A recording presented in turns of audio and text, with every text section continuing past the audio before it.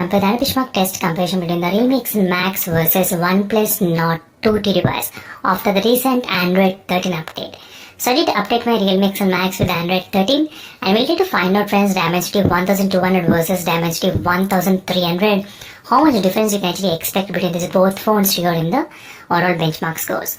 And while doing this kind of testing, I'll be using the high performance mode between these both phones. So I did turn on the high performance mode in the Realme X Max as well, as you can see. And both phones I did turn on the high performance mode. Now we'll try to find out the results, which phone will be having what kind of scores and what temperatures will be there between these both phones. And I'll be back after some time.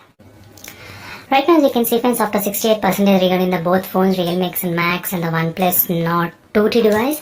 Now is a quick look at the temperatures. So you can see 33 degrees Celsius and 34 degrees Celsius. And I will be back at the end of the benchmark test results. Then we'll try to compare the overall benchmark scores. So finally, friends, this is a quick comparison between the both phones regarding the benchmark scores after Android 13 update in the Realme X Max device. You can see 7,12,000 versus 66,000. That's a huge difference. You can see the CPU scores a little bit kind of less in the OnePlus Nord 2T with a Dimensity 1300 processor.